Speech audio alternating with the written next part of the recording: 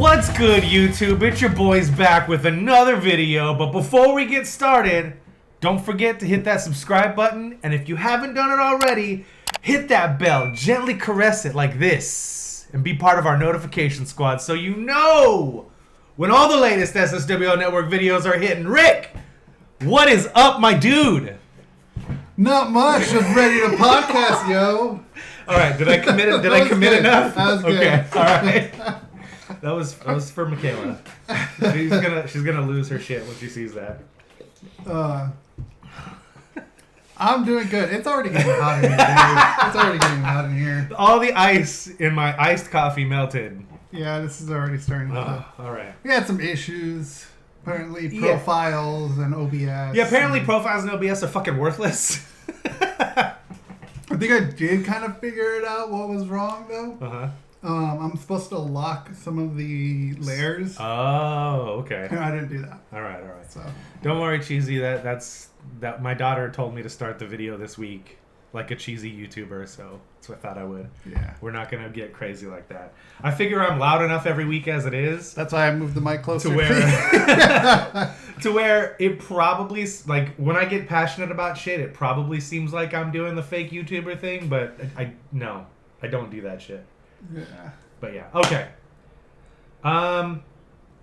So before we get into regular stuff, I want to do a little one-man solo version of the Wrestling Buddies for a few minutes.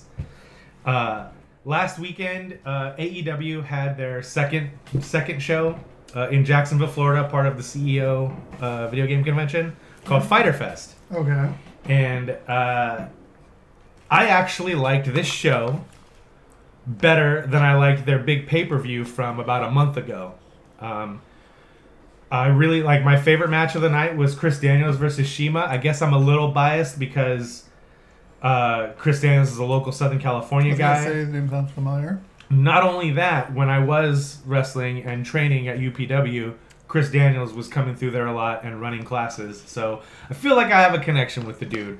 Earlier in the show, in their pre-show, they had a 3-team match with SCU, which is Frankie Kazarian and Scorpio Sky, 2 other local SoCal guys that I want to do well. And that match was really, really good on the pre-show. Chris Daniels versus Shima was fucking spectacular. If you haven't watched Fyter Fest, it's still free on Bleacher Report Live on their app. Cody Rhodes had another amazing match with a guy who I'd never heard of. His name is Darby Allin. He's a really small guy, and apparently he was a professional skateboarder at one point, which is pretty crazy. But he did this crazy thing where he did like a stage dive off the top rope, and Cody moved, and he landed on the edge of the ring, and I was like, no, dude, don't do that. He was fine, apparently, but then later on, after that match, Cody Rhodes got hit in the head with a steel chair, and this is the main thing I want to talk about. Okay. Unprotected chair shots are such a fucking antiquated thing in professional wrestling. There's no reason for them. If you need something like a chair or blood to get your storyline or your angle over, then you're doing something wrong.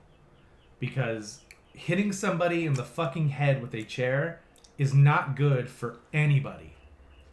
It doesn't help accentuate how much you hate the guy in the storyline. It's not good for the guy getting hit. And if you fuck up, like Sean Spears, he didn't really. It was kind of a total freak accident with the chair, to where he came across the side and hit Cody on the side of the head, but the backing of the chair came up and cut Cody in the back of the head. He had to get 10 staples in his head to close it up. It's completely unnecessary. I think as a wrestling community, I think people need to get over the hardcore stuff and get past all that shit, because while it might have been entertaining when you were 14 or 15 during the Attitude Era in the late 90s, it is not something that's good for the guys, and it's not good for the audience. It fucking sucks to watch that shit. Especially when, if you just misjudge it slightly, like, concussion. That could, not just concussion, like that can end a career. It can end a life. Like, he had a full-on gash from like here, Rick, from like here to here, that needed 10 staples to close. So I also had to fix my hair. I was doing the douchey hat thing. I'm turning it around now. But yeah, it's unnecessary. And then the main event of the show was a hardcore match, which I thought was fucking stupid also, because I don't like when like the guy in the match used to wrestle for WWE as Dean Ambrose. He wrestles now as Jon Moxley. And he did this kind of shit before he got to WWE.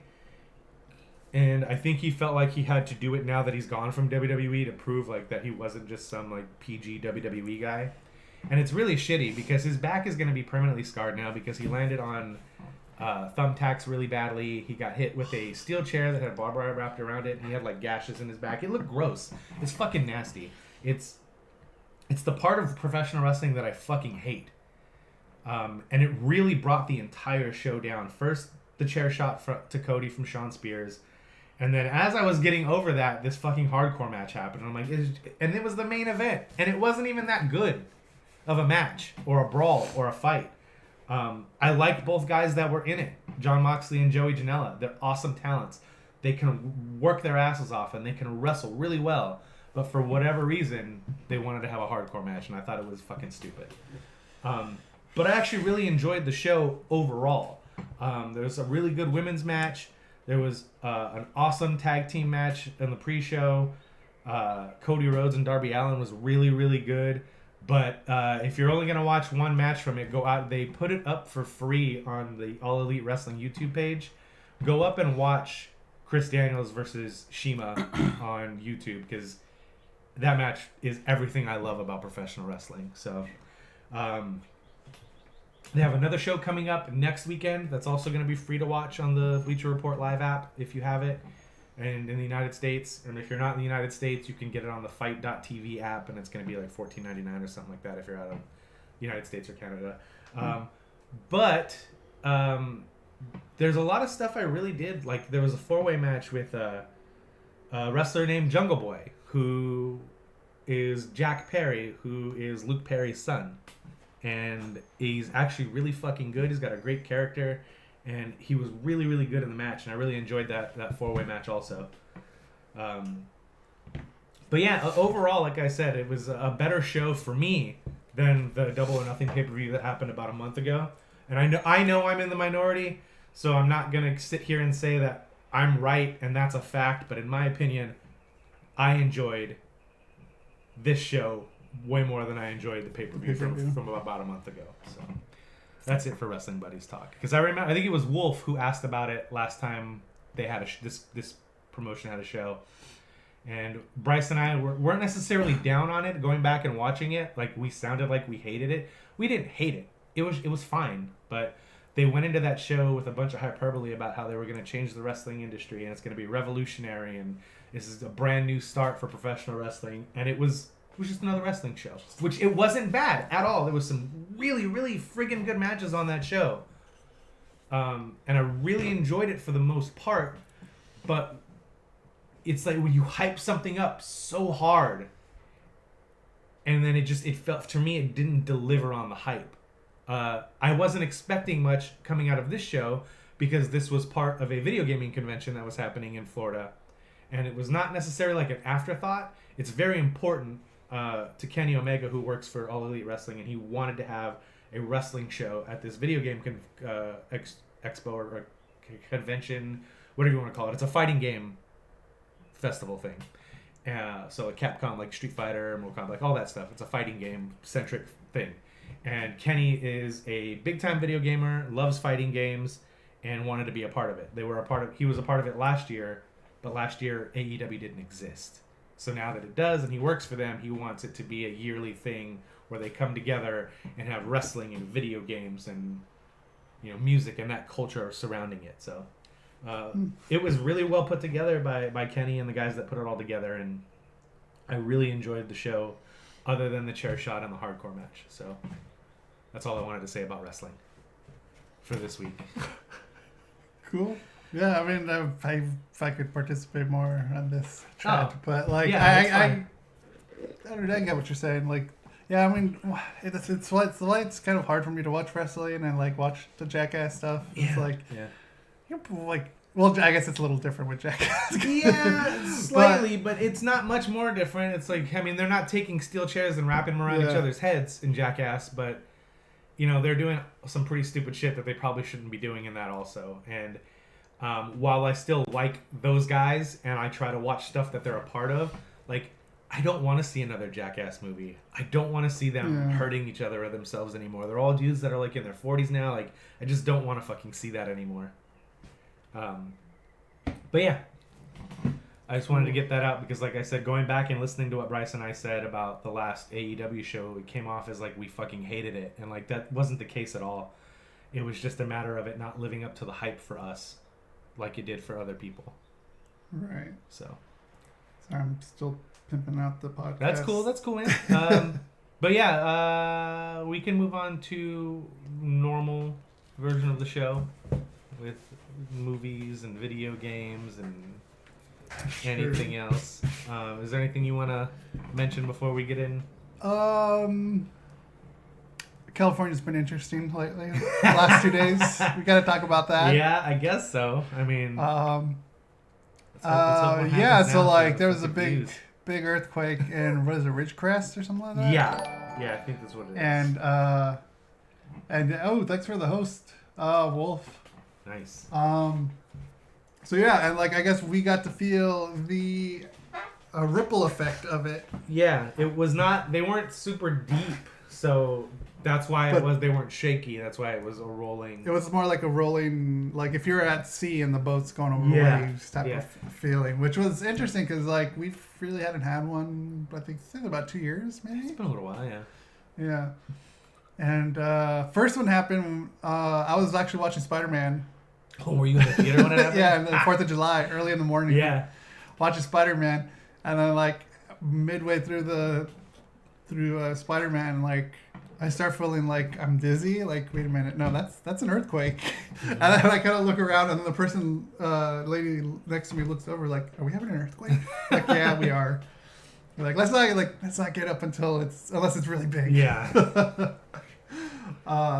Sure enough, people started kind of like just got up and kind of looked around, figuring out like is it like okay, we just sat back down. Nothing happened. I mean for us at least it wasn't too bad. Over there it was pretty bad. A lot of stuff fell over. It looked brutal. It was a 6.4 on 4th of July. On 4th of July. Yesterday was a 7.1 from the same area, same spot basically. And like a gas line came up and broke and there was a fire. Yeah. A water main busted down in downtown LA on Wilshire. Oh, did it really? Yeah. I didn't hear that one. But yeah. Oh, apparently the 4th of July one, believe I heard this correctly, was like it rippled so far up that it shut down the BART system. Oh, wow. Yeah. Because it doesn't take a lot for safety reasons. But it rippled enough up there to where it shut down the BART system. Shit. Yeah. I didn't know.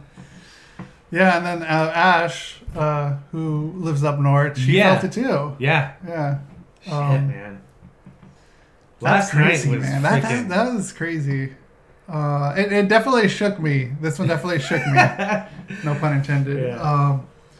But I wish you were streaming when it happened. I was gonna. The funny thing is, I was gonna stream yesterday. Yeah. And I probably would have streamed if I got home earlier. Right. But yeah, I'm like, I decided to move my computer around, try to organize shit. Yeah. But yeah, I would have been streaming during that earthquake. I know there's one streamer that I watched, Jenna and Julian. They were streaming when that happened. Yeah. I showed you the clip. What's up with the earthquakes, guys? Like, yeah, their chat was I think stupid. Oh my god. Like, what's the point? And then I I was actually texting Ryan when it happened. Oh really? And then like I didn't finish my sentence. Mm-hmm. And then I'm like, dude, we just had an earthquake. And he's like, oh, you just had an earthquake. After I leave, you guys start having earthquakes. Yeah. That's Ryan's fault. Yeah. I told Ryan, you better come back because I don't want any more.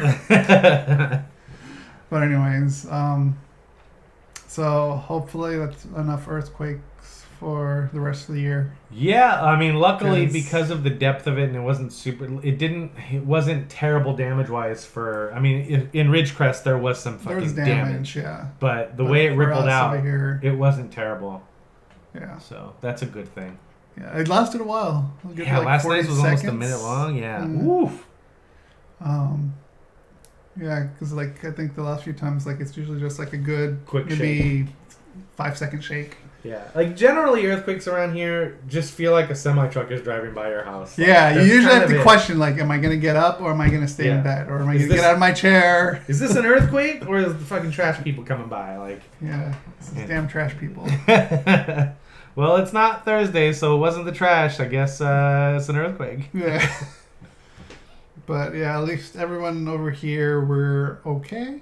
Yeah. And, so Dan sent a text message, "Hey, you guys good?" And I was like, "What? What are you talking about?" He goes, "There was an earthquake in California." And immediately I'm like, I wanted to be like, God, fuck, man, like everywhere in California isn't Los Angeles, you fucking out of towners, because that's generally what it is. It's like, oh, here there's a fire in California. Are you guys okay? It's like, dude, that's like 400 miles away. Yes, we're fine. Thank you for being, for worrying about us, but fucking check your geography, dude. And like I was getting ready to yell at Dan, and then I looked it up. I was like, oh, why didn't I feel it? So because on the one on the fourth, I didn't feel it at all.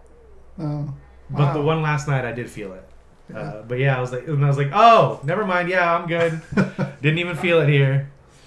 And then Bryce was like, you didn't feel it. Shit, we felt it over here. And I was like, all right, well, I feel left out. And I shouldn't have said that because then last night, I did not feel left out. That's funny. We were at... were you at home or no? No, we were at Robert and Annie's house. Oh. And...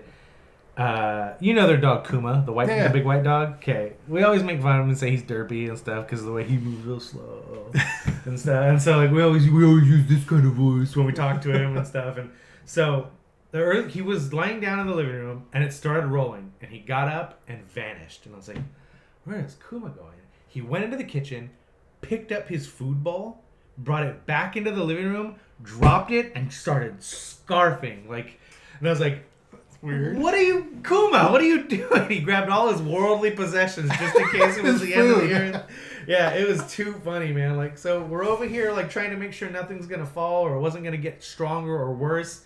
And then here comes Kuma and it's like the big metal bowls and he just plops it down and just starts horfing the food in it. And we were dying laughing. So it took the edge off the earthquake. But man, it was just too funny. That is funny. Yeah. First thing I did was grab my flashlight. You never know. That's why I have flashlights. I have 5 flashlights. Poor Rick. You need a helicopter's license and a helipad, huh? That's what I need right now. Fucking Dwayne "The Rock" Johnson. Fucking San Andreas. Fly over you guys. Drop the ladder. And then the kids are camping with my aunt and uncle. Where at? And, down near Temecula, so they're farther away from it than we were, but they still felt it. Yeah. That was quite a shock. Yeah. Pretty funny though. But anyways. Yeah.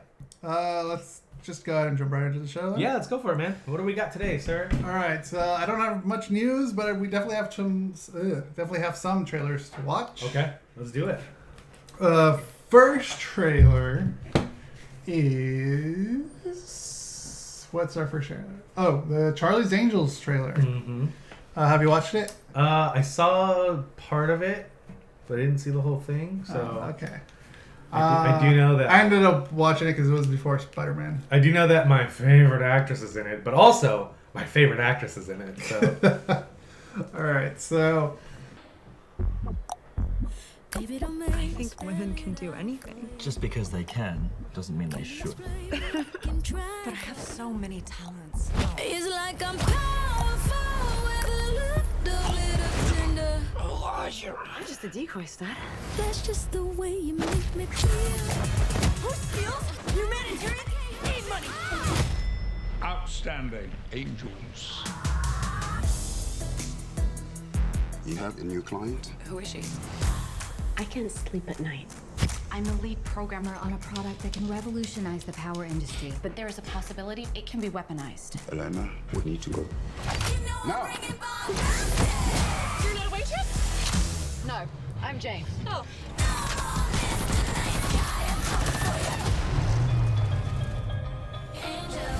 Who are are you? I'm Bosley. Welcome to the Townsend Agency. We exist because traditional law enforcement can't keep up. I don't like that. I still say that she's the only one that can play Lady spies. Elena in an Jane's Uncharted former movie. I MI6. wish they weren't going so young with What that. did you do to Sven? I compressed his carotid and deoxygenated his brainstem. Well, that sounds painful. Don't worry, he's gonna wake up. Unless he doesn't. Sabina runs the ground game. See, I know stuff. Let's get the weapon before it becomes every bad guy's favorite toy. Take her to the closet, gear her up. We're gonna need some wigs, toys, clothes. Ah, we're still in the first closet. There's another closet. Oh, Vince. Let's just stop the touching. Some of these blows up.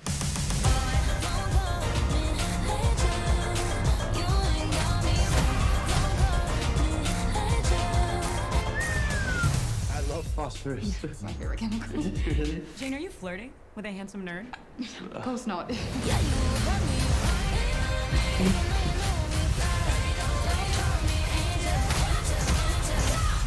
How'd that feel? Because it looked like it felt really good. That felt nice. We in it together, but don't call me angel.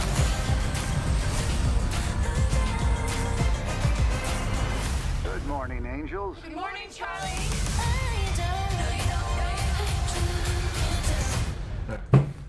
that it? Yeah. Okay.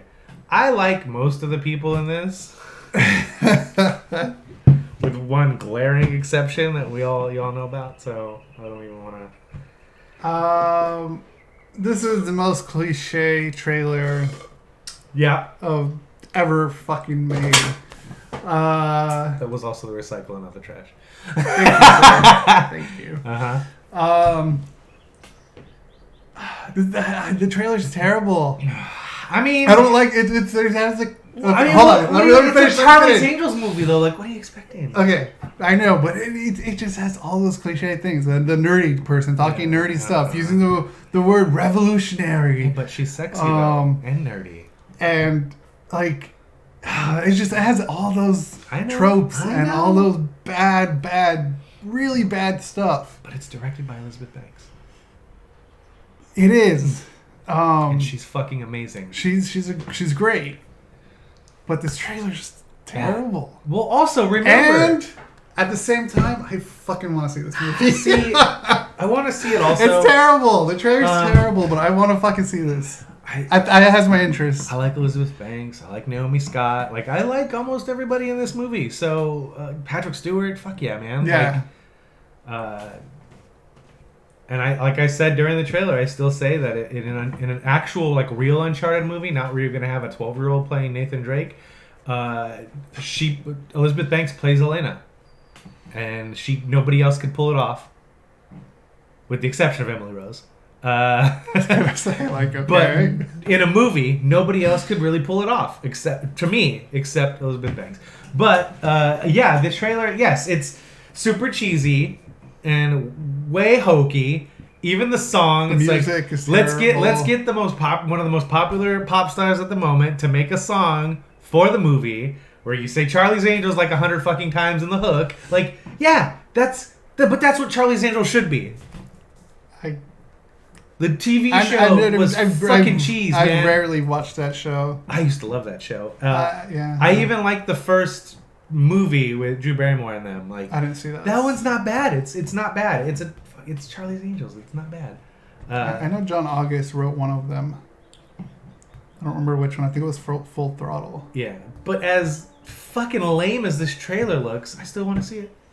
Yeah, it looks lame, but for some reason I want to see it. It's the right kind of lame, you know? Yeah, I with all the bad things, I know I was doing that whole clickbait thing, Yeah. you know, trashing it, and then if you stick around, you know that I want to watch this. Yeah. It like that beginning with Kristen Stewart. Yeah. Had to admit, she looked kind of sexy there. She looked kind of. Yeah. She just doesn't do it for me. I would have said the same thing, but she looks pretty good in this. And then she's got to go from being cool and like pulling this off to being her fucking weird, awkward thing again. It's like, what fucking stop it already. You know what this kind of reminds me of? I don't know if anyone else is gonna get this out there. Well, maybe, but the old TV show VIP.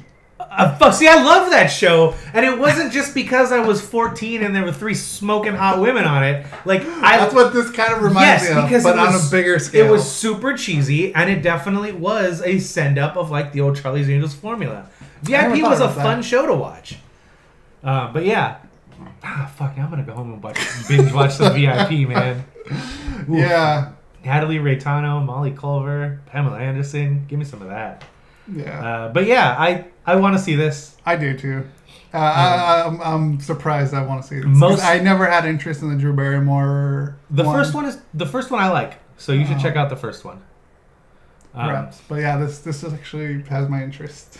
And I love the cheesy hokey song by Ariana Grande. Like I'm down for that. Like I'm in. I think if they use better music, no, it would have my interest a little bit more. That's all right. I hear you, but I'm saying, but I don't. So this is the thing. Like, usually when they make movies out of TV shows from like the 70s, they play them for comedy, you know. And I'm not a huge fan of that. Like, 21 Jump Street was not a fucking comedy. Starsky and Hutch, while it had comedic moments, wasn't a fucking sitcom. You know what I mean? Like, but of course, that's the way they play it because they want to take that show from that era and put it in modern day without changing anything or making it work. I feel like the Drew Barrymore Charlie's Angels movies, the first one, did a good job of taking that hokiness, but keeping it to where it didn't feel like a hokey, tongue-in-cheek, yuck joke like most movies that are made from TV shows of that era are. And this one kind of feels the same. It's got like the cheesiness and the hokiness with the budget to be a cool action movie at the same time. The what hokey song? The Ariana Grande. The Ariana Grande song? Yeah, it's fucking cheesy as all fuck, but I like it. I'm gonna see it. Yeah, I'll probably. I don't. The trailer, like I hate the trailer, but I want to see it. I don't think I'll see it in theaters, but I'll probably see it. Well, I got it. So. Yeah, you have the fucking A-list. Yeah, A-list bullshit. Okay, moving on. I guess Regal is doing something like that now. Did you see that? Oh yeah, that's they're gonna do something like that. They're gonna have like different tiers. Yeah. Yeah. We'll save that for later. Yeah. All right. Next trailer is called Pennyworth. Okay. And it is a prequel-esque for Alfred Pennyworth. Yeah. So, think of another Gotham, I guess. Which is a show I could not get into.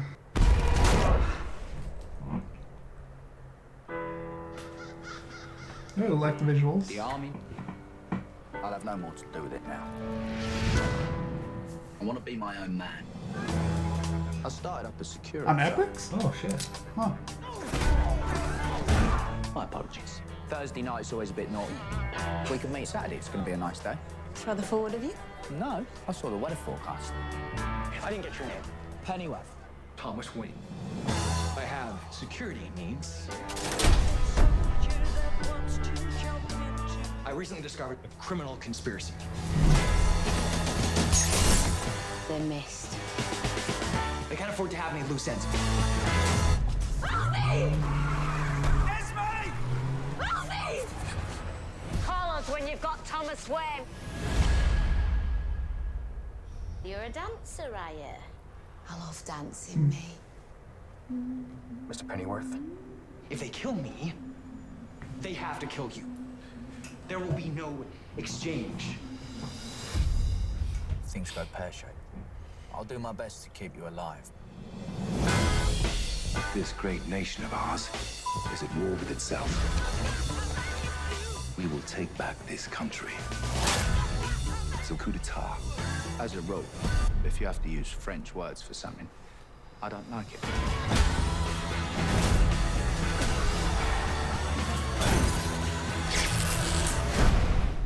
I don't like violence. And I don't like you, mate.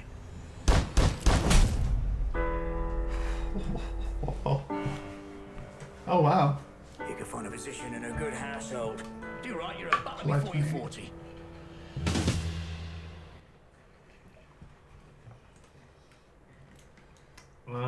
That looks interesting. Are they basing it off anything in the DC universe, or are they just taking random characters and? From what I've heard, there is a comic that does like a Backstory for Pennyworth? backstory. Okay. Yeah, for Pennyworth. I can't remember it off the top of my head. I've never read it, so I can't really talk too much about it. Right. But it is. I think it is like, if not based, inspired by that comic that's supposed to be about his time in the Marines. Yeah. The Royal Guards, Armed Service, SAS, or whatever. I can't remember. I'm not cultured. Sorry. This could have easily been called anything else. If it's staying true to whatever, to a source material, cool. But like, it also seems like it could have been called anything else and been just as cool. You know what I'm saying? Former British SAS soldier. Yeah. But it looks cool. I think Pennyworth is a good. Perfectly fine. No, what I'm saying is like. That's why I asked about the source material, if it's based on something that already exists, because if it's just like, hey, let's make Alfred cool, like, you know what I mean? Gotcha. Like, this could have literally been any story outside of DC, right. anywhere. Like, this could have been a prequel to the fucking Kingsman or whatever. Like, yeah, which I know is based on. It is based on. But I'm saying, like, it could have been anything and still been this interesting. But me, being a Batman guy, it being Pennyworth and about Alfred kind of makes it more interesting. You know what I mean? Yeah. Yeah, I'm definitely interested in this. Yeah. I definitely want to watch it. But like, yeah, it is based on a source material. Okay, that's cool. I can't tell. I don't know if they're gonna do it, from book to screen precisely. Right. But from what I know is that he has. I can't remember the name of the fucking writer. I was told this too. It's gonna bug me. But anyways, yeah, that looked interesting. Yeah, I'm cool. I'm in for this. Yeah. Hopefully it's a lot better than what I expected Gotham to be. But a lot of people, you're like an outlier. I know a lot of people that really, really, really liked Gotham. Yeah. So James really liked Gotham. I haven't actually watched it, so I can't say. I've only watched like the first season, I think, and I couldn't get into it. Okay. Yeah, that's fair enough, man. So, my chair feels like it's about to break. If you're gonna break on stream. Yeah. Content. So yeah, that's Pennyworth, and yeah, looks cool. I'm excited for that. Fucking 2 more weeks, 3 more weeks. All right, we have another trailer for you. Okay. And this one is called Knives Out from Rian Johnson. Ooh. Yes. Okay. Rian Johnson. I like Rian Johnson. The Last Jedi. That's not all he's done, please. I know. Brick. Brothers Bloom. Looper. I suspect foul play and eliminated no suspects. Is that Chris Stewart? Look at cursor. I'm Detective Lieutenant Elliot, and this is Trooper Wagner. We just want to ask a few questions. We understand the night of his demise, the family had gathered to celebrate your father's 85th birthday. How was it, by the way? The party? Pre my dad's death? Oh, it was great.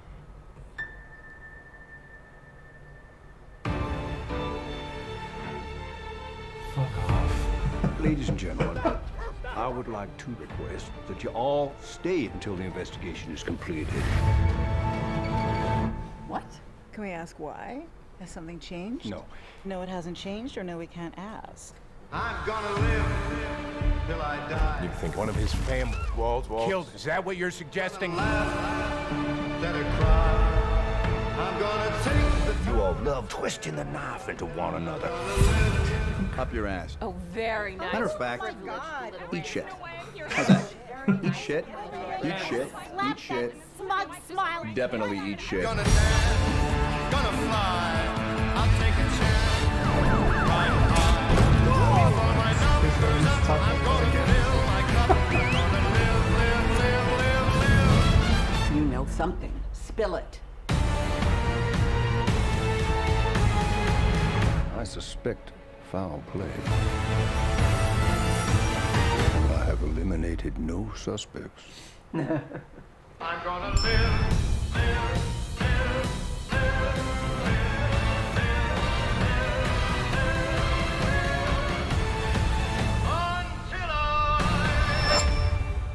It's a twisted web. We are not finished untangling it, not yet. What is this? CSI KFC?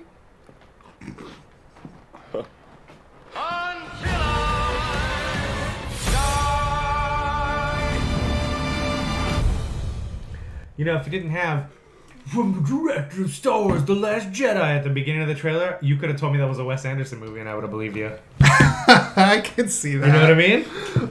That looks cool. I'm in, dude. Wow, I thought you were gonna be up for that one. No fucking way, dude. Are you kidding me? Yeah. Well, if it's a who done it? Yeah, I love that shit, man. Yeah, that's so cool. Yeah, this looks fucking awesome. God, all those fucking actors. Yeah, that it has yeah. in it. Jesus, Toni Collette, she's fucking awesome. Jamie Lee Curtis, Chris Evans, acting like an asshole again. Yeah, Christopher Plummer, God, he's such a good actor. Yeah, dude, I'm in. But yeah, like, if you were to show me that trailer and it would have told me that was Wes Anderson, I'd have believed you. You know what I mean? Yeah. Yeah. Like even the way the trailer house cut that trailer, like it could have been Royal Tenenbaums, it could have been A Life Aquatic, it could have been any of those movies, which is great. I like that. I'm in, dude. I'm fucking in. Yeah, I didn't put that together, but yeah. This kind of also has that. Not exactly like it, but it kind of has a reminiscence to Brick, his first movie. I kind of feel like yeah? Okay. Just the I haven't seen way, Brick. like he's going with that like classic whodunit style, style type of feel. Very cool. And Brick was very like high school noir, like deep end high school noir. You never saw Brick? No. Jesus I Christ, know. dude, what I is know. wrong with you? I know, right? You probably won't like that one. Is I'm it, just saying that's how you watch it. Is it Joseph Gordon-Levitt in Yeah. it? Yeah, so I'll probably like it, just out of principle. It's good. I'll I know a force lot of myself people who to like liked it, and a lot of people who didn't like it because it was children trying to play like adults. Yeah. but Okay, real quick, probably like a lot of people that don't like Clerks don't like it because of the dialogue, because everybody sounds the same. Everybody's dialogue is written exactly the same, and it all sounds like one voice, which it was. But you know, usually you have some kind of character definition and delivery and dialogue and speech patterns. But that, like, my wife, she likes Clerks, but she doesn't like Clerks because it just sounds like one person the whole time. And I get that. I totally understand that. But yeah, so yeah, it's probably why people that don't like Brick like it because of that. Probably because of that. Yeah. Yeah, because all of them do speak in that noirish type of language. I need to like watch it that has shit. like its own. Yeah, it's good. Like I love Rian Johnson's work. Mm-hmm. And I can't wait for this. Just just going back from a big budget to something like this with a bunch of great fucking actors. Yeah. So yeah. Whew, November 27th. Looks really cool. Knives out. Yeah. Dicks out. Two words you don't want to put together. Rick is H-A-R-D.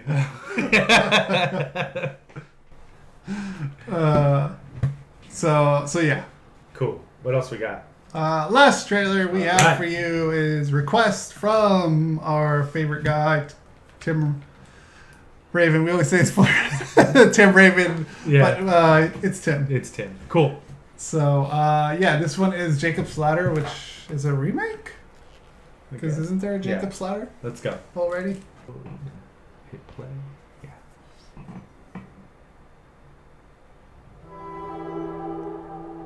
I got we've had issues with your brother. I hit her first. Our relationship was complicated, and it was all my fault. This guy's coding. Checking airways. It's his brother.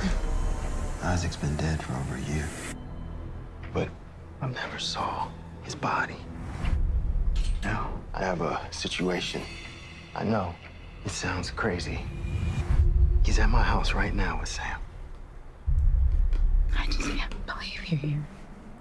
We thought you were dead. Maybe I was. You really got the perfect life here, don't you, big bro?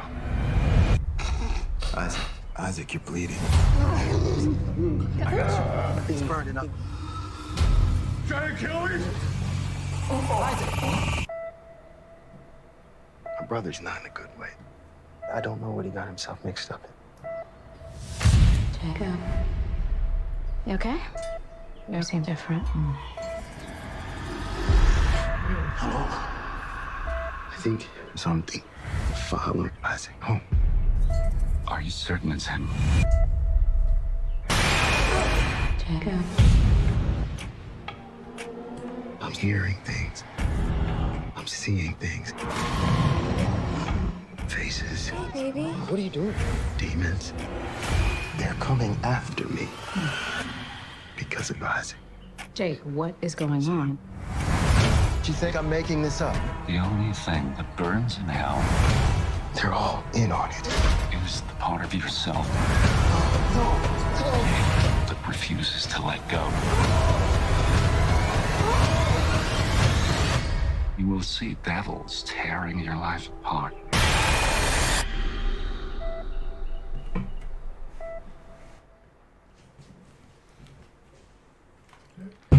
Looks cool.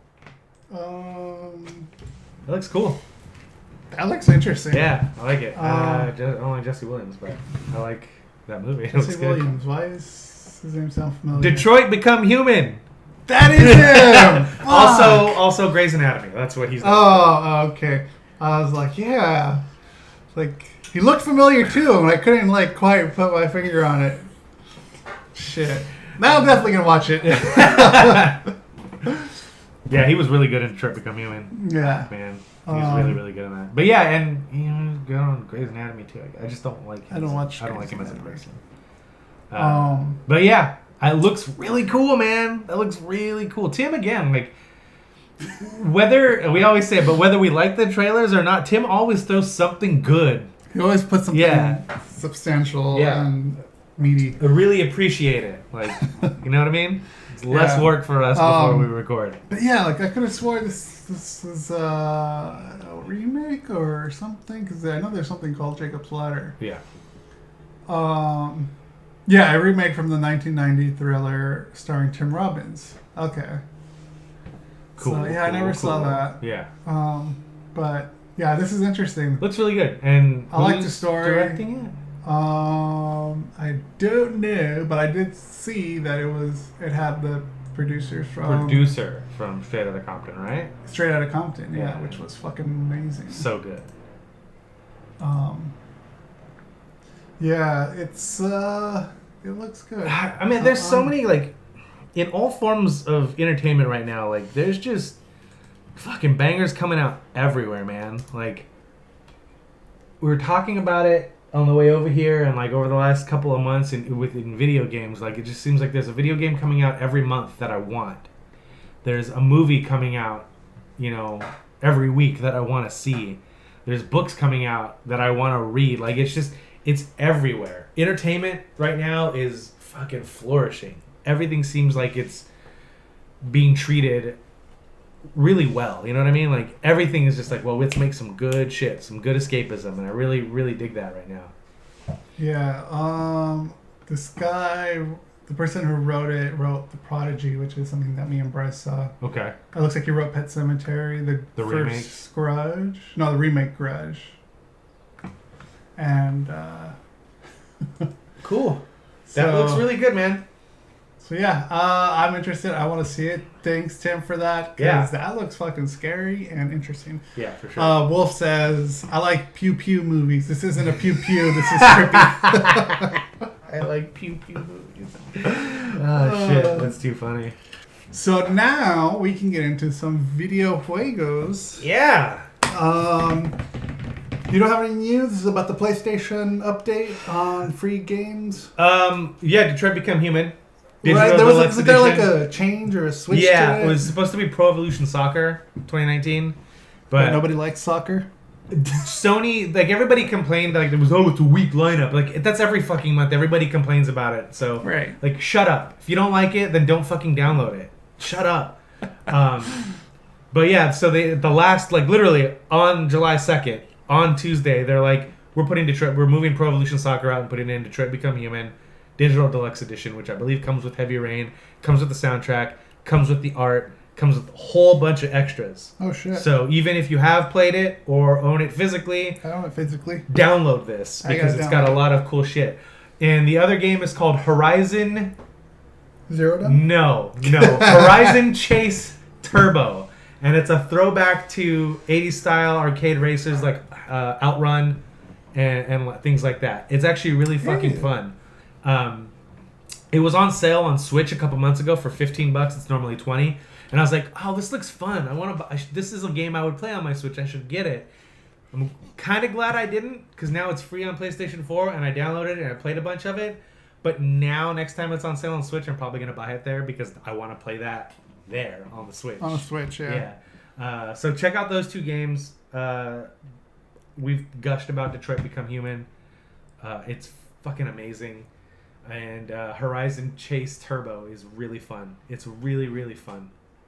But yeah, those are the free games of the month. By the time this comes out, audio-wise, it'll be over. But if you're watching live and you have Borderlands: The Handsome Collection, that's right, you mentioned and you that. have not downloaded the new DLC, Commander Lilith and the Fight for Sanctuary, do it now because it's only free until Tuesday, and after that it'll be $14.99.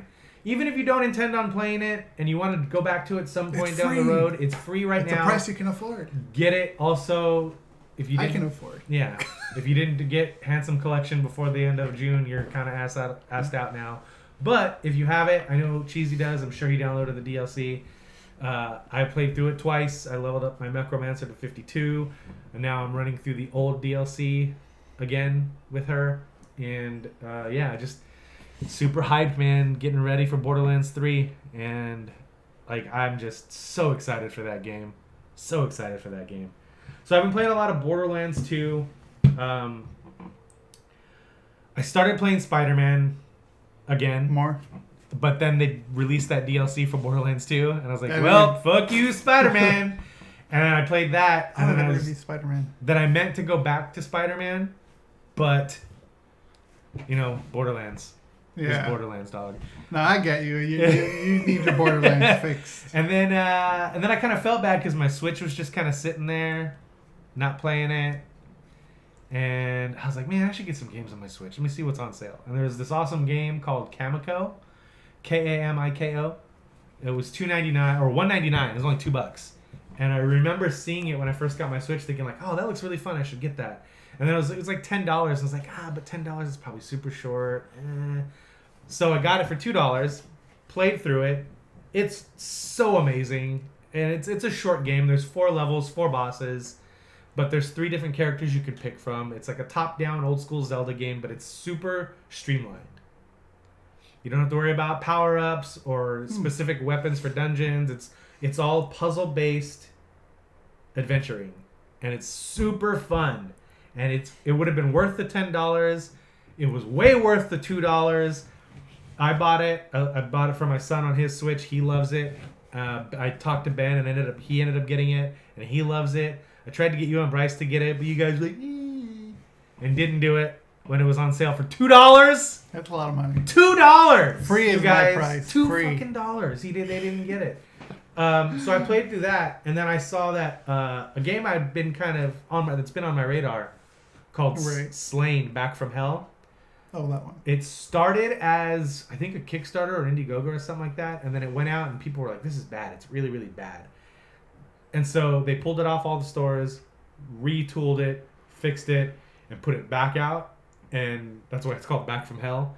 And it's a really fucking good 2D, 16-bit era looking game that reminds me of old Castlevania games. Not like Symphony of the Night, but like old Castlevania games. And it's everybody's like, oh, it's hard. It's not that it's hard. It's like a Dark Souls game to where it's not hard. It's just punishing. If you make a mistake, you have to go back. You're fucked. But the checkpoint That's old system, school. the checkpoint system is very forgiving. You never start too far back. They have a really cool block and parry animation. So you have to, if you time your block, it stuns the enemy and you do an extra damage on your attack. It's really fucking good, and that game is normally $20. I got it for $6, and I would have paid the $20 for it. This game is fucking awesome, man. So awesome. Cool. Have you been playing anything else? Only 2 things I've been playing: Mario Maker 2 and Rise of the Tomb Raider. Rise of the Tomb Raider. Let's talk about Rise of the Tomb Raider a little bit. Holy shit! Like, so with Tomb Raider, like this rebooted version of it, like I knew I was gonna like it. I didn't think I was gonna fucking love it. Right. Like, I loved the first one. Mm-hmm.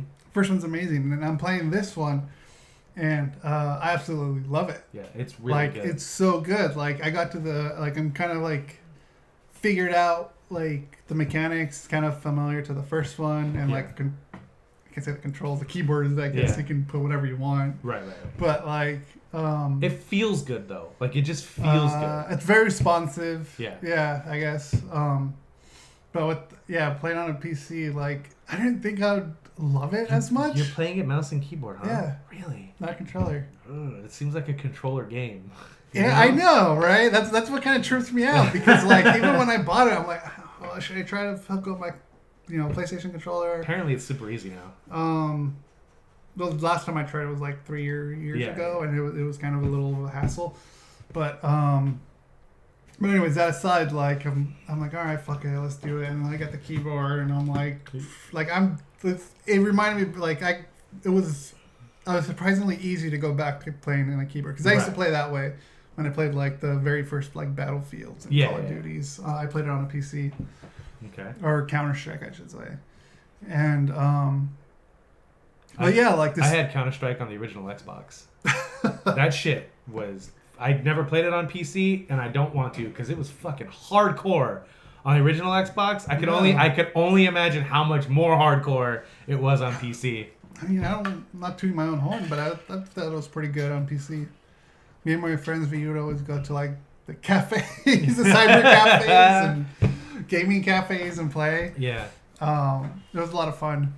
But that aside, like, the story is amazing. The history of like what you're going through, like when you find treasures and you find like the search aspect of it, like finding the money and like.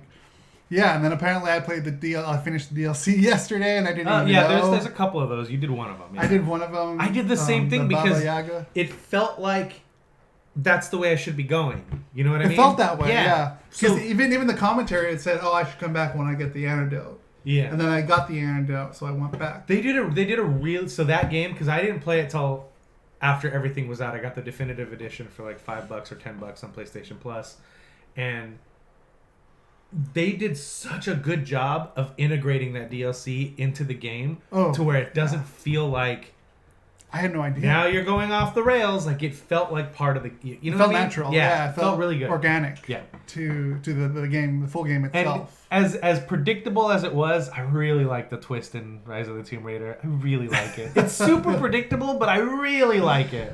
It was good. It's good. But yeah, overall, like, I'm having fun with the game. Yeah. And I love playing it on a keyboard and mouse. Yeah, I'm surprised.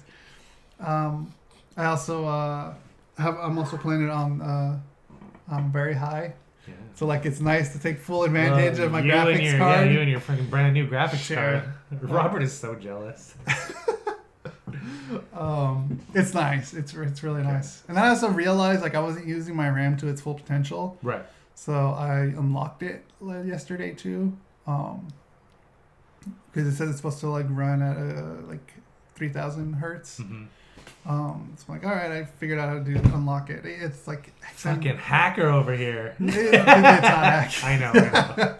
It's like XMP is what they call it. Yeah. It's like extreme. So it is overclocking, but it's a stable overclock. Right.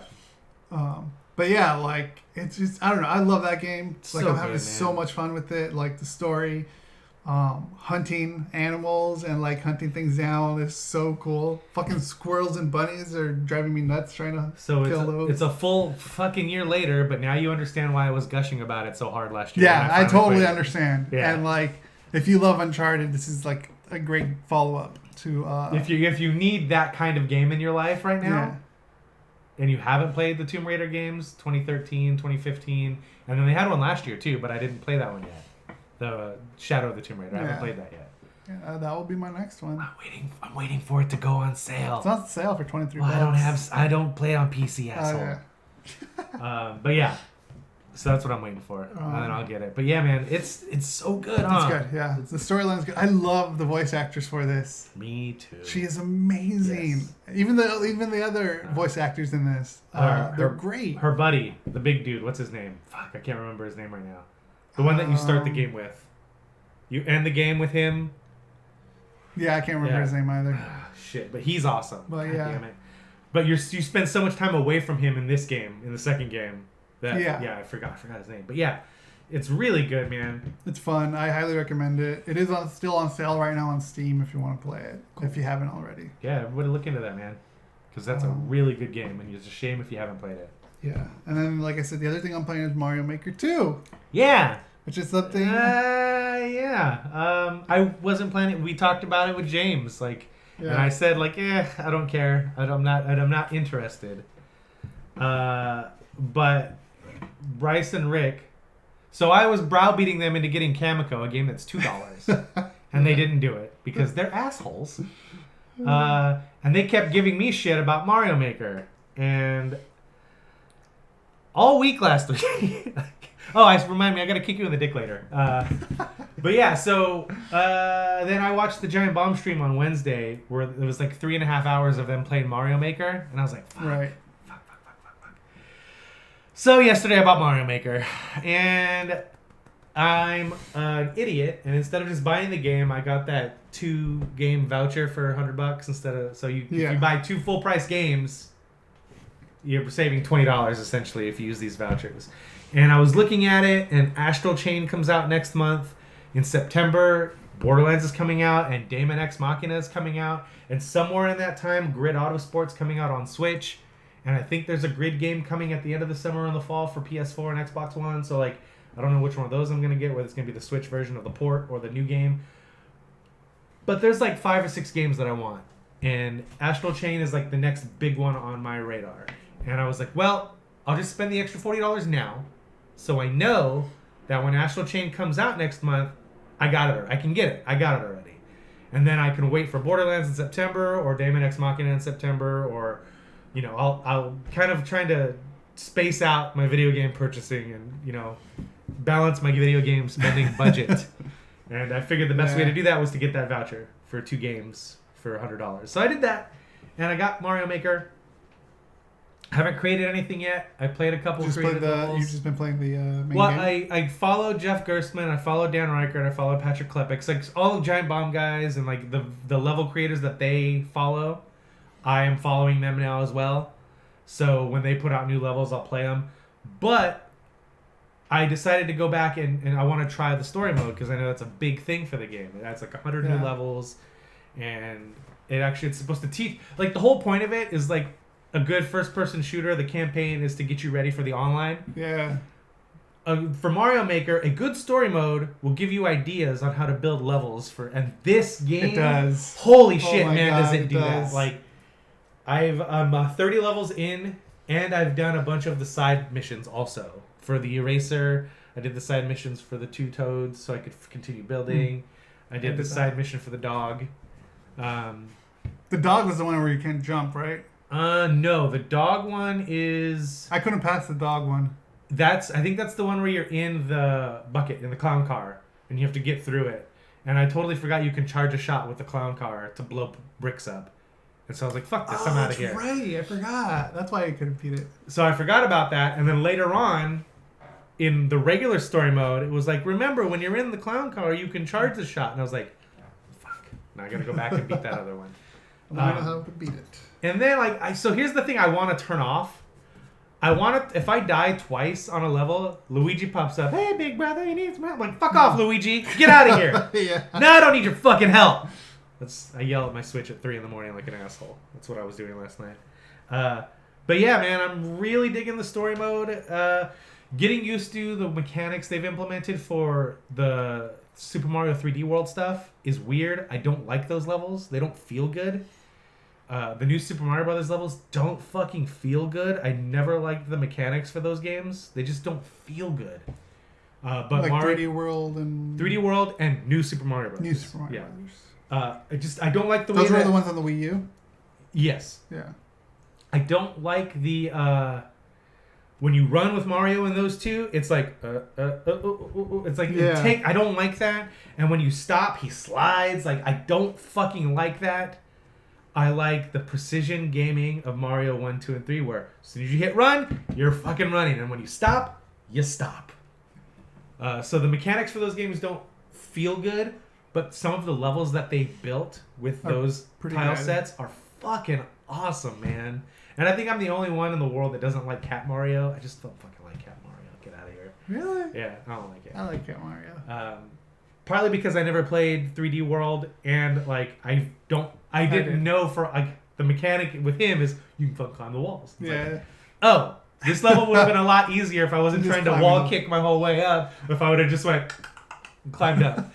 So, but yeah, man, I'm really fucking digging this game, and it's more than I thought I ever would. Yeah, I have to say, building. I know you haven't, but like for me, building, I love building in classic modes only. For me, either like the first one or the third one. I think 3, 1, 3, and World. Yeah, I like 1 and 3 mostly. So Yeah. the worlds I've been building for Bryce, I was either 1 or 3. Yeah, I played your course that you made for Bryce, and the fucking pyramid of Goombas is frustrating.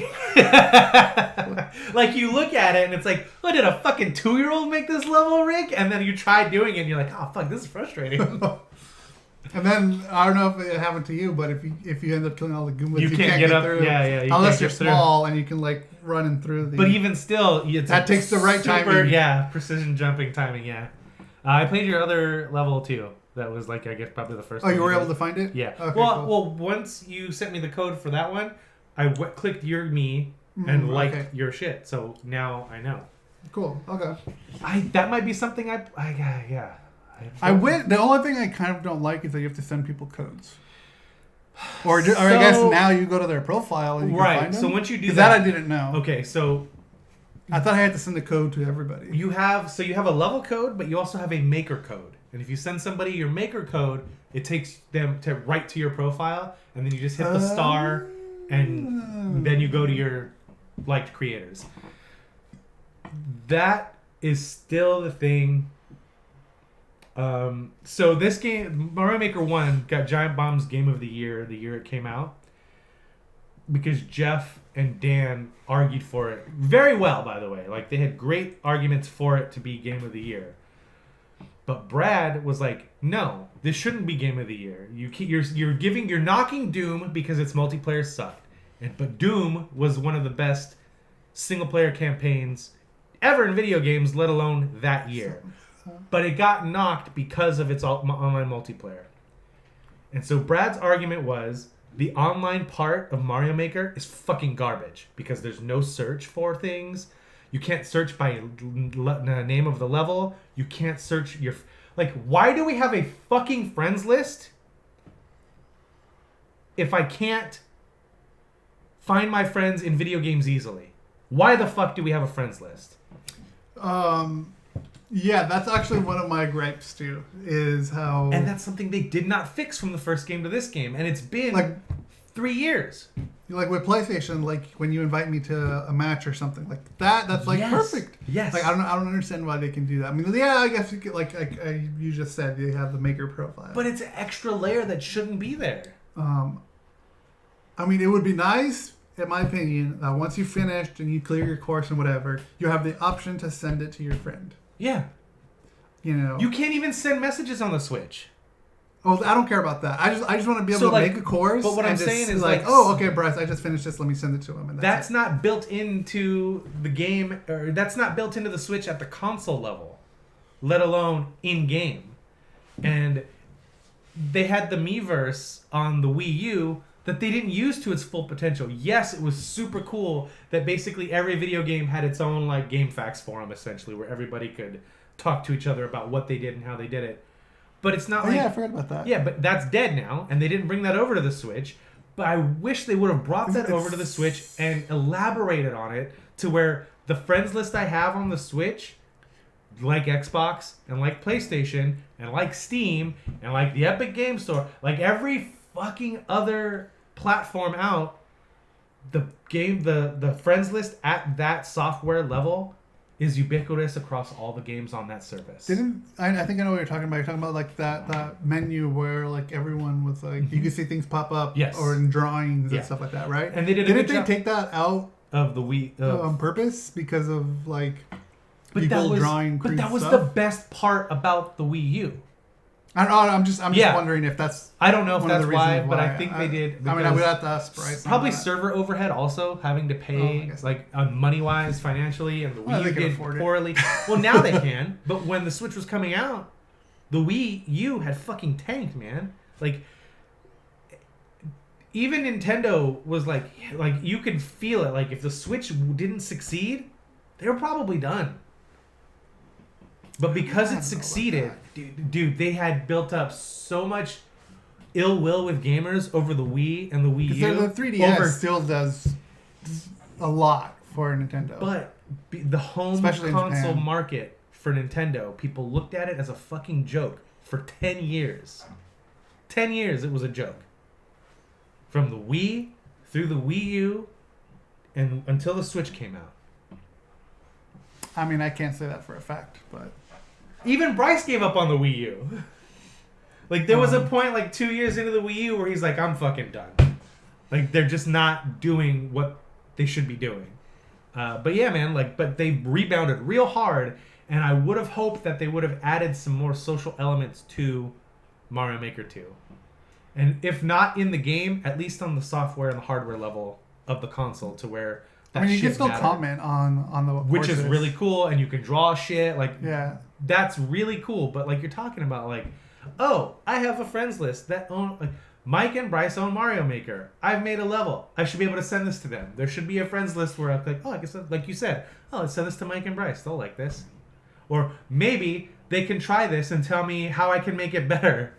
I guess since you don't have that, like, if you want to see if they made anything current, you'll have to go to their profile. You have to go to the course world. You have to go to your, if you've liked them as a creator, you have to go all the way over to your creators. But there are tab. notifications, though. Aren't there? I thought I saw some notifications. Like, I get a notification every time someone beats my level. Yes, that's one thing. But that's not like... And I got a notification when Bryce beat my level. Yeah. But yeah, I mean, like, I would love to, like, as soon as I'm done, I can just send it to them. Yeah. Like, you know, it gives you the option of, like, all right, send this to... or add it to, like, their queue or something like that. Ooh, that would be a good idea. Having, like, a friends queue. Yeah. So then you can just, instead of, like, you can just, as soon as you're done making something, just send it to your, you know, your friends queue. Yeah. And then it'll show up on their profile. I don't know. I'm just talking out loud. That's a great idea. Basically, what we're saying is there's so many ways they could have made this a more enjoyable experience. That being said, playing the game is fucking awesome. Either whatever that may be, like, the game is fucking awesome. Yep. I love it. Making shit and, like, I started deep diving into it more. Like, I saw, like, where you can, like, because, like, I didn't get to dive into it as much as I did last time because Bryce was the one that owned it. Yeah. But this time, like, I'm seeing, like, I thought you had to, like, for some reason, I thought you had to, like, beat, like, the levels of the game, of the story mode, in order to get, like, all these different, like, 1-ups and Koopas and fire. So with the first game, you had to play the game to unlock this one things. You don't have to add those. No, like, I can get the 1-ups, I can get the 10 coins. There's a couple of things that are like, okay, so you can pick the sun. It's like a daisy wheel of stuff. Right. Yeah. So if you pick the sun, you can, in Mario Maker 1, you would shake it with your stylus and it would change it. Yeah, I know what you meant. What they call about printer daisy wheel. Yeah. But in this game, if you pick it and, you know, augment it to where it's a moon and it's nighttime, then a thing pops up saying, oh, now you can just click daytime, nighttime. Yeah. So it's little things like that. But yeah, it's super the fun, option, man. even that alone, like, out of the box, like, the options are, there's a lot of options to build shit. And the thing I want to praise the most about it is the same thing that I thought was really awesome about the first game, the music. There weren't ghost houses in Mario Brothers 1. You know? Those didn't happen until Mario World. I don't remember. Oh, you're right. But if you make a ghost house themed level in Mario Brothers 1, they redo the music to where it sounds like, oh, this would fit in perfectly in Mario 1. Oh, kind of like and it does retro that. it? Yeah, and they do that Oh, across that's interesting. I gotta like try that. the desert levels from Mario 3. God, I fucking hate the damn deserts. The desert levels from Mario 3, if you make that aesthetic in another game type, another tile set, it changes the music so it fits that aesthetic, and that's clever. It's so fucking good, man. It's so good. I really, really like this game. I don't know if I'm gonna create things. Oh, come on. I don't know. I don't have. For the guy who likes to spend hours creating their own profile to make it look like themselves. Yeah, I don't think I have the patience to create levels. Just make them short and sweet. But then they're fucking lame. Because like, dude, I spent like the last time I was playing online, I spent playing mostly the short and sweet stuff because it's just it's fun. I don't want to create levels where it's just being an asshole. But then I want to create levels to be an asshole and make you guys play them. And like, I was telling Robert last night, like, yeah, I want to have like a big gap that you have to jump. And then when you guys go and jump at the edge, you hit an invisible block and die. Like, that's the kind of shit I want to make for you guys. But I actually, like, if I were to make levels, I would want to make good levels. Oh, you just gave me an idea. Yeah. But yeah, man, it's super fun, and I'm really enjoying my time with it, and I don't regret my purchase whatsoever. Yeah.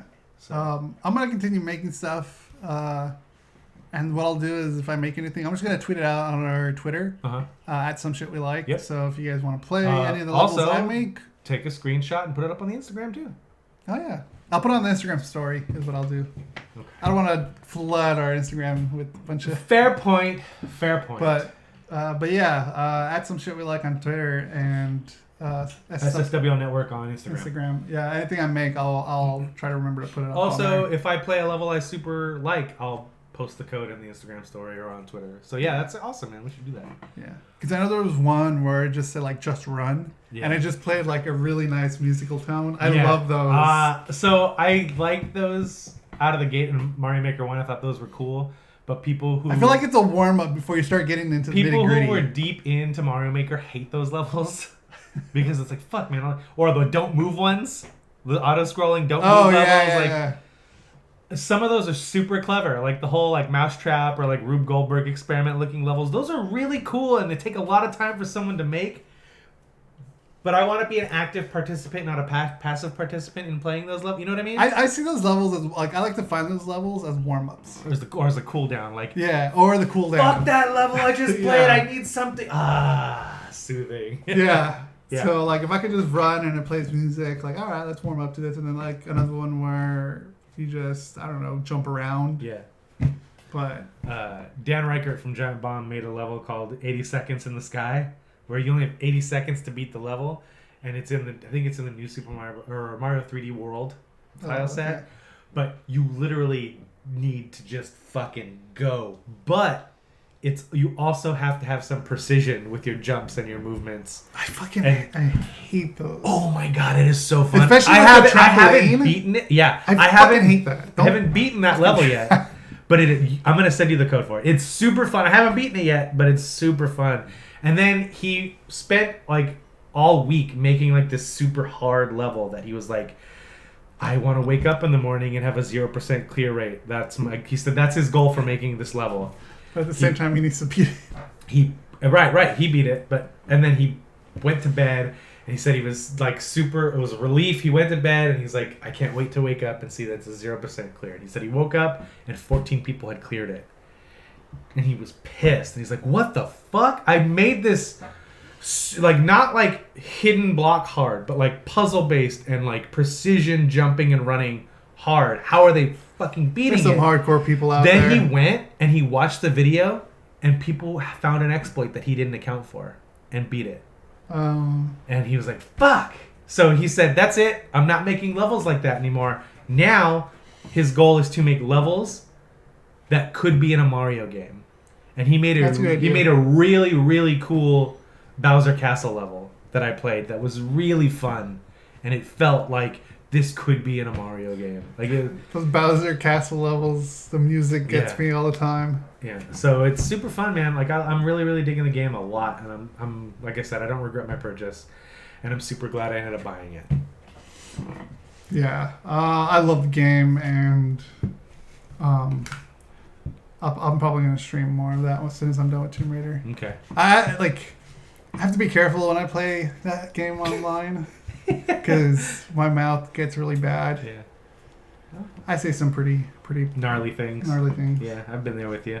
In a game like, and it's also myself. Yeah. It's not about other people. Like, Yeah. I just put myself down so much. And like again, if you watched me last night, I was stuck on a puzzle, the Baba Yaga puzzle. Yeah.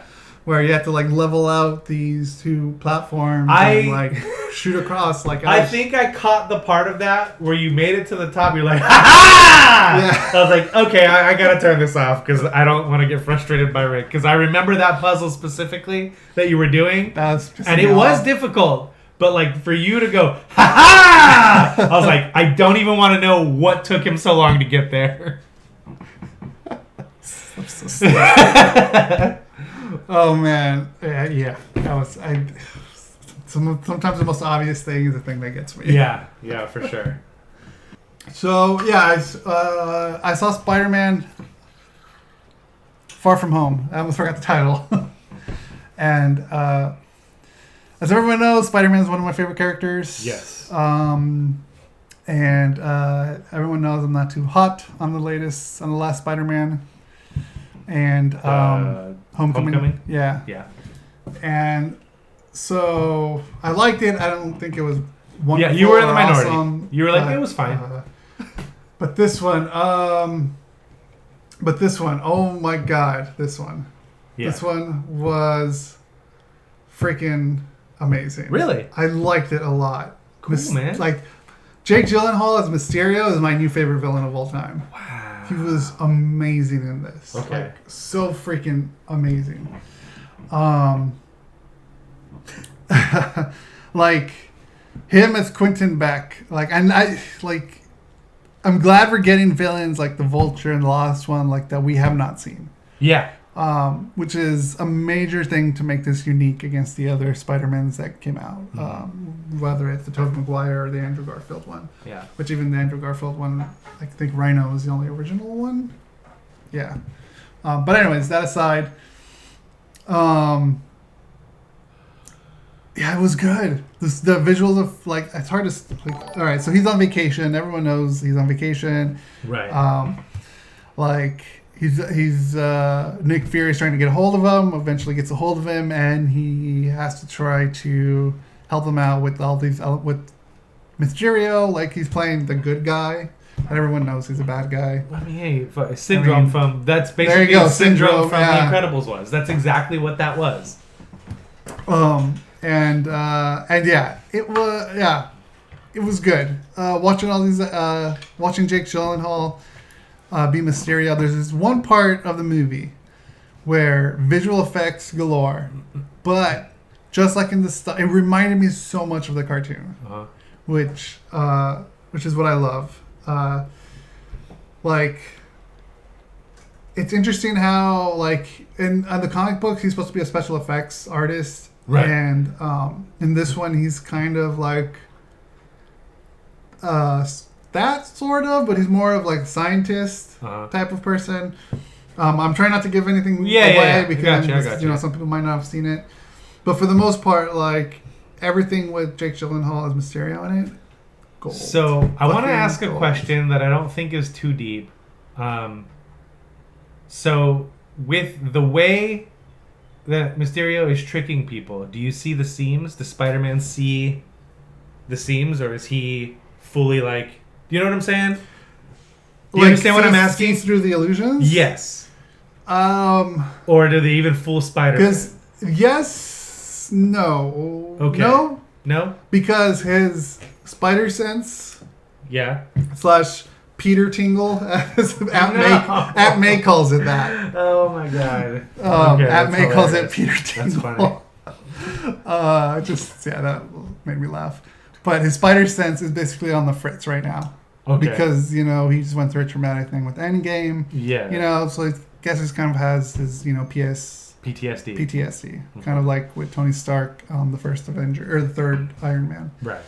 So it's not totally working for him. So it kind of works out to the sense where he can't tell that it's an fake. illusion. An illusion. Okay.